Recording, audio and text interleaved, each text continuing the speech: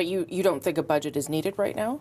Well, I think a budget takes a long time to do, but I think also it's important that we are able to inform Canadians. We are the most economic government in years. Let the gaslighting and manipulation begin.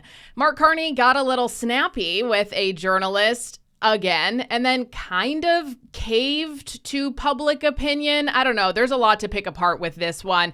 We're going to talk about all of that. I'm Jasmine Lane. This is Over Opinionated. Subscribe, follow, like, comment your thoughts down below. We have a new green slush fund scandal on our hands here in Canada, and the FBI gave a serious and scathing warning to the entire world about the state of Canada under a liberal government, under this exact same liberal government. All that and so much more coming up today on Over Opinionated. I'm going to start off this episode a little bit heavier, but it's from something that a friend of mine sent me, a pamphlet that was available for people to learn a little bit more about MAID for children and teens.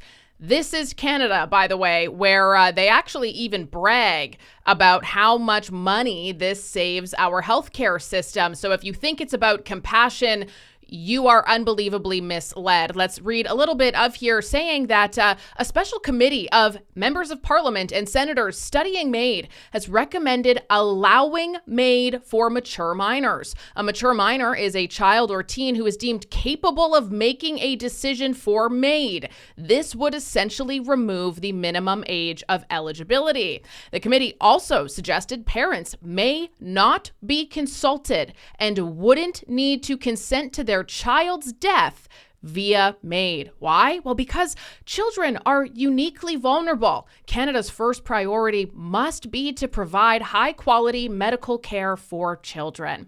The pamphlet goes on to suggest also MAID for mental illness, which is something that we haven't talked about for a little bit, but if you're new here, welcome, and I'll fill you in. But if you have been watching for a while, this is something deeply close to my heart. I tried to take my life in my early 20s. I lost the man who I was with for close to 10 years to that exact same fate. So a unique perspective of being on both ends of the spectrum there, of being in that position and then going through treatment and recovery plans to be where I am today.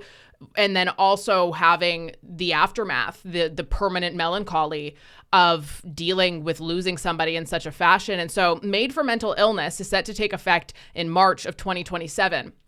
That's coming up real quick, and I don't think people are being loud enough about this. It says here basically that 1 in 10 people will wait more than 4 months for counseling.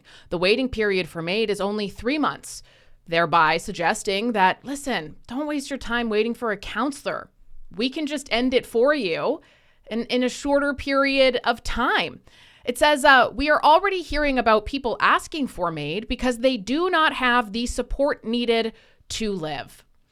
And I just really want you to think about that, by the way, the state of Canada. To all of those people who say, oh no, Canada's so great, we're so awesome.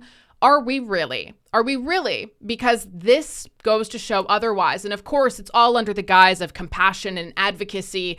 I will tell you, though, there is nothing compassionate about this. This is pure evil. And I can't even imagine the type of demonic that somebody would need to be to actually advocate for MAID for young, vulnerable people and people who are experiencing some really tough times in life, when what they really need is a better system, and what they really need is help and somebody to listen to them. Not going to talk to somebody and then them saying, you know what, you're right. That devil on your shoulder that's telling you all kinds of lies right now, it's right. Yeah, we're going to help you, by the way, because it's going to save us a lot of money. This is exciting because I'm in front of a construction site. It's home to 55 seniors. They're going to move in early spring next year. We're building it, and Green Community Center, a very well-known, very good social service agency, is going to come and operate it. These seniors that are going to be here will get comprehensive support, whether they need mental health or any other kind of services. So yay. I straight up have no idea how Chow is the mayor of Toronto. What? How do you listen to that woman talk and you think, yeah, she's really good. She really, really gets me. Huh? And here she is again bragging about these new CCANs that are being used to build a senior home. And here's one of the big problems when it comes to people being indoctrinated and manipulated, and when it comes to your state slowly but surely becoming a very, very scary place to call home, is they do things like this and they manipulate the way that the story is told, and they tell you things like, we just need to build modular housing, right? But the solutions that they are offering you are absolutely horrible. And over time, decades sometimes, that becomes normal, where suddenly Canada, 50 years in the future, nobody's going to have a home. Everybody's going to live in modular homes. People are going to have CCANs. That's the solution, because they literally don't have any others, because we literally are absolutely broke.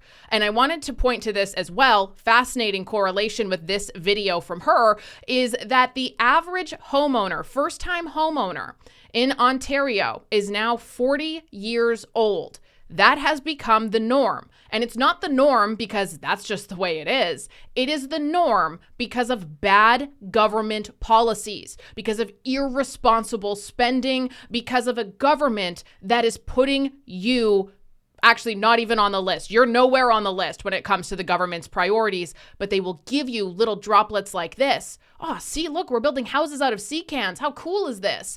It's not cool. It's a suffocating way to live, and it has such huge damage over time. I even think this is probably like a silly story, but I grew up very poor. Like, I lived in a trailer for a good chunk of my life. I had a beautiful childhood, very fun out in the country, but we did not have money. We're fine now, took a couple of years to get out of that funk, but I don't think I actually really had money where I could do things that I wanted, even though I busted my ass trying to afford things, until I was probably 26 was when I actually started making a decent enough income, which is still living paycheck to paycheck, but decent enough that I could at least afford a bigger apartment. I remember the first place I ever moved out to on my own. I'm the only one in my family who lives in the city.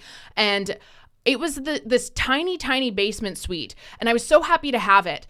And I remember when I moved out of there and I had upgraded to a much larger unit, the freedom I had, like, I didn't even realize how suffocating it was to be in this teeny tiny basement suite where I had like a path to go to everything because there was just no open space because it was so small. But it became normal to me while I was there, and I didn't even realize how big of a toll it was taking on me, being so constrained to this teeny tiny place where, there was just no freedom to move anywhere. And I was still like struggling to pay for things, even in this small space, but at least I had that small space.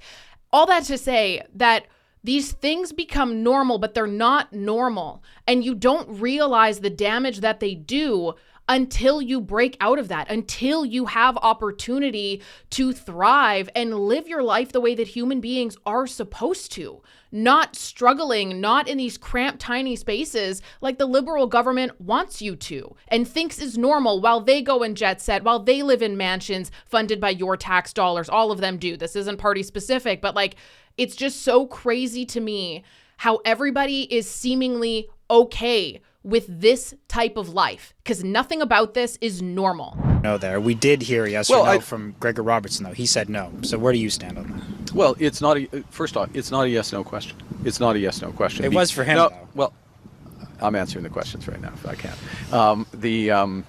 Because it's a question which relates to different time horizons, and it relates to different houses. So we are cutting GST on new homes, okay? So that affects the price of new homes. That affects the cost, is a better way to put it. The all-in cost for people. It's up to $50,000 savings on the average home price. A little more than that, actually, if you look at the greater Toronto area. So this was a question asked after Mark Carney's housing minister said essentially that, he thinks supply needs to increase, but the cost of homes don't need to increase. And I mean, there is a little bit of nuance there because, yes, if there's more supply, then yes, home prices typically go down. But then he also said that, we don't want people who are currently homeowners who are hoping to cash out on their homes to have that price go down for them, which is just like, whoa, what is going on? So you don't want house prices to go down then, is what you're insinuating. Just insanity. I was reading as well that the average price for a Canadian home is officially around $700,000, which is the lowest it's been in a number of years. But so the thing about this, though, with Mark Carney is he says, oh, yeah, well, we're doing GST. It's about $50,000 GST that you'll save on a new home. That's only for first-time home buyers. And also, here's the thing, though. If the government is able to save you that money, but they refuse to increase our oil production, as an example, then what does that mean? That means that they're just going to tax you harder because they're not doing anything, literally anything, to unleash our economy right now at all. There's nothing. There was nothing about that even in Mark Carney's party platform, which blew my mind when he released it. Not surprised, but blew my mind nonetheless. So the government at the end of the day, yeah, sure, they can go and say, oh, we're going to cut GST for first-time home buyers. Great. How are you making up for the hundreds of billions of dollars lost revenue that's going to cost you then? How? You're going to increase taxes in other ways. That's just how that works, unless you end up developing your resources the way that we should have been for the last 10 years that you still say that you don't really plan on doing. You dance around it a lot. And you're able to have a very prosperous country where you aren't solely reliant on taxpayer dollars to fund your lifestyle. So there's significant savings for people. Measures to reduce development charges over the course of the next 5 years, cut those development charges in half. Those lower the cost for those homes that are built over the course of the next 5 years. Those savings will be passed on to people. The overall level of housing prices, though, is not so that amount of activity is not enough necessarily to affect the overall level of house price. It does affect those types of homes and people who can buy those types of homes. Once we increase, as a country, the rate of home building, then that is going to make home prices much lower than they otherwise would be. But that's a medium-term effect. And so that depends where house prices would have otherwise been at that point. So, look, the economy, it'd be lovely if we could always give very simple yes-no questions, up-down question answers to economy. But we're talking about time horizons. What the core issue is, the core issue for younger Canadians, for all Canadians, is that the level of house prices goes down relative to their incomes. So the affordability goes up for them. And both in the medium term and the longer term, that's what we're looking to do. Just to put it blankly, it doesn't actually matter what the government decides to cut taxes on. It doesn't matter what supports they have outside of then borrowing more money, which then our grandchildren's grandchildren are going to be paying off. And I don't know about you, but if you look around, is that worth it right now? No, that doesn't matter. What does matter, though, is Canada as a country and what we are doing to be economically prosperous. Yeah, sure, breaking down, provincial trade barriers is a step in the right direction. It's not everything. And all of the other things, we talked about this in our last episode as well, that the Carney government is like, oh, it doesn't have to be oil. There's all these other economic corridors, energy corridors, is what he had actually said there. All of that is based on a theory. It is based on things that don't actually work. That I will leave Rome tomorrow morning, more convinced than ever that Canada has what the world wants, and we seek to follow the values that the world respects. So there's a tremendous opportunity for Canada to help lead a world that is being reshaped to the advantage of Canadians and in the spirit of today's proceedings, to the advantage of all in the world. Case in point, the EV market. How many billions of dollars has the Canadian government chosen to spend to try to save or subsidize that market, claiming that Canada is going to be the economic superpower if we keep that afloat, while omitting from the general public that China is actually the #1 cheapest exporter of all EVs in the entire world. They are absolutely dominating in that market, and it is honestly just bad business for a Canadian company with all of our tariffs, with all of our regulations, with everything that needs to get approved before you get anything done due to too much bureaucracy. It is a very bad business move to even waste your time investing in that when we have profitable things that are working, that we have infrastructure for, that we can expand on.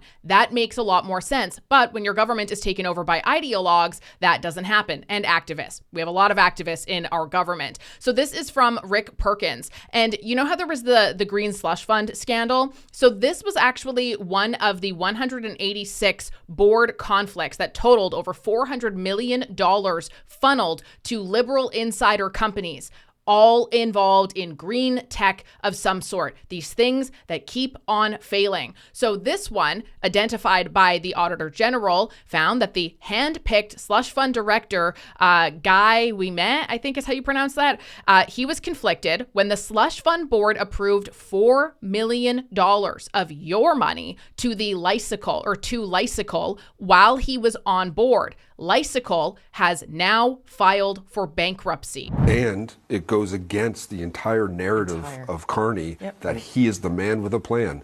That's why he told Canadians, and it's why he won this last election. They believed he had a plan. And in fact, he used it as an attack point. You know, a plan beats no plan. He has no plan now. He doesn't have a fiscal plan. Now he was elected leader of the party in March.